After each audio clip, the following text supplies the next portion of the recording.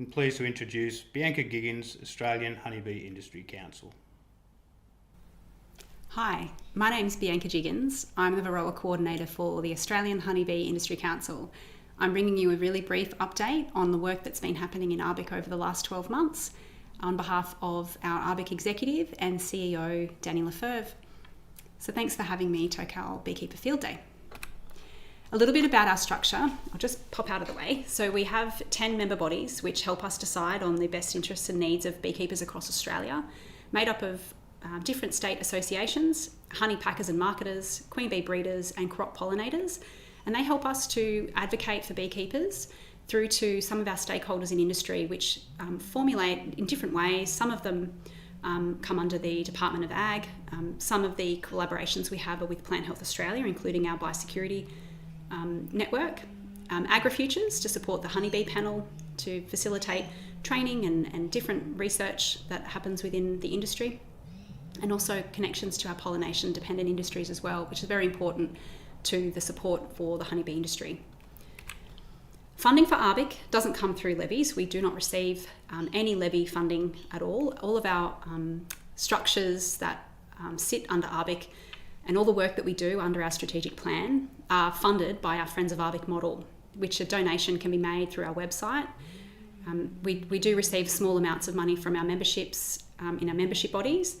We also advocate to receive external funding on occasion, but most of it is through the Friends of ARBIC model. So to support the industry to do its job and to make honeybee industry successful in Australia, being able to support ARBIC is a fantastic way of making sure the industry has a bright future. ARBIC is made up of a committee, which includes executive and chair, and subcommittees. So the subcommittees are really important. They're part of every state association has the opportunity to nominate a representative for each of our subcommittees. And it's through that work of the members in those subcommittees meeting throughout the year to formulate the needs of beekeepers on the ground up to the ARBIC executive and the CEO to help us make decisions. And a lot of this correlates to our strategic plan. So the subcommittees sit there with education, resources, biosecurity, queen and importation, imported honey, and recently a levy committee as well. So our activities to date, especially formulated around the Varroa response with Industry Liaison, our representation at the Consultative Committee for Emergency Plant Pests and the NMG for this response in Varroa.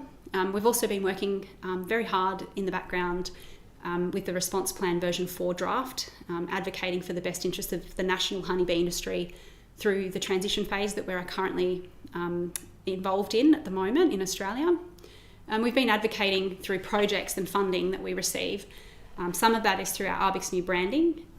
For my particular role, to assist ARBIC in helping to manage what's happening in the Varroa response, and other funding that we've received for the Bee Pest Blitz campaign, which is coming up in a couple of slides to talk to beekeepers and train them and give them information about how to do alcohol washes and conduct proper monitoring for Varroa in their colonies, and other exotic mites, mind you.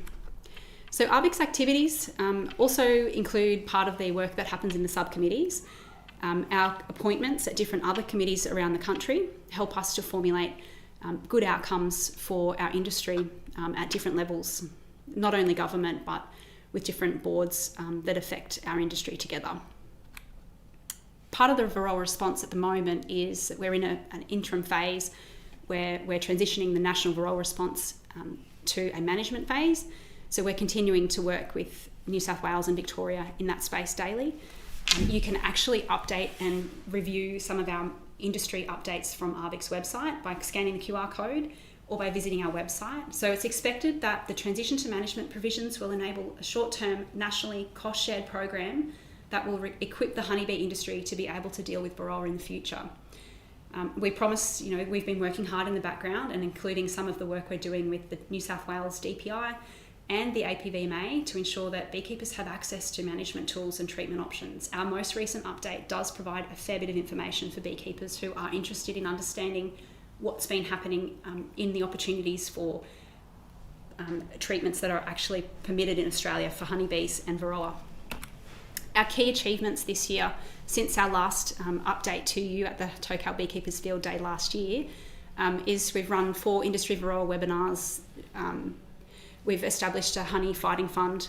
We've put a bee pest blitz campaign together to assist beekeepers to understand how to manage and monitor for mites and exotic pests.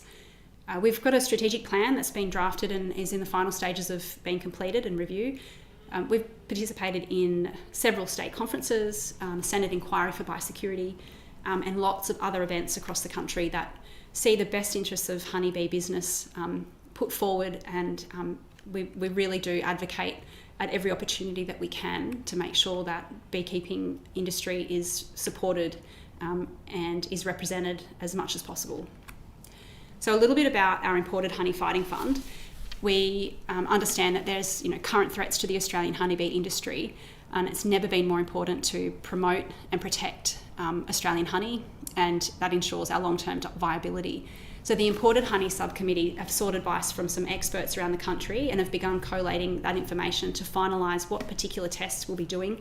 We'll be taking randomly off-the-shelf imported honey and testing it for its integrity. We'll be using this as a solid, data-driven, de-identified platform to advocate for policy reform to government. So if you would be interested, please scan the code or visit our website to find out more about the Imported Honey Fighting Fund, and then that way you can contribute to some of the work that's been happening and a future that really does support the hardworking beekeepers of Australia to have the best price possible for the honey they produce.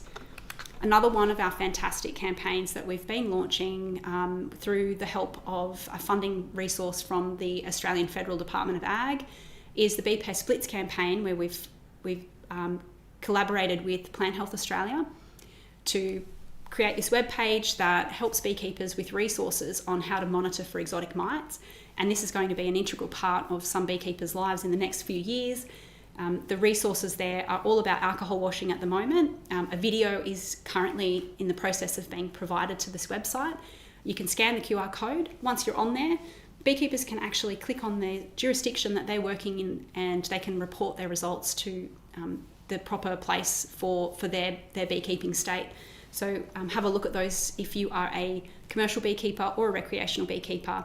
There's some really good information on that site, and it will continue to grow as we develop the webpage going forward. So a lot of our lobbying and advocacy work in ARBIC does go unnoticed. I can assure you that it ties in with all of our strategic plan, and the generous donations that we receive as our friends of ARBIC support us is purely to advocate for industry at all different levels, and you'll notice that some of these points all line up with ARBIC's strategic plan. So imported honey is a major concern for beekeepers in Australia. The levy system is currently having a review, so we're clearly involved in lobbying to make sure that's right. We've been requested to include recreational beekeepers where possible. There's a levy reform bill happening, so we're involved in that. Our biosecurity systems, we're ensuring hopefully that it can be sustainable in a model moving forward, as we're dealing with Varroa now, but we need to make sure that our biosecurity systems are fit for purpose. And ARBIC is the national body to be able to lead that. So with our biosecurity subcommittee and all of the participation of our member bodies in our meetings, we do our best to be able to advocate for beekeeping industry across Australia.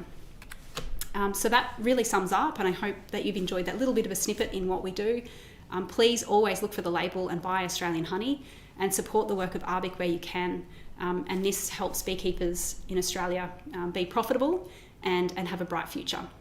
Thank you very much for having me, and I hope the rest of the field day goes well.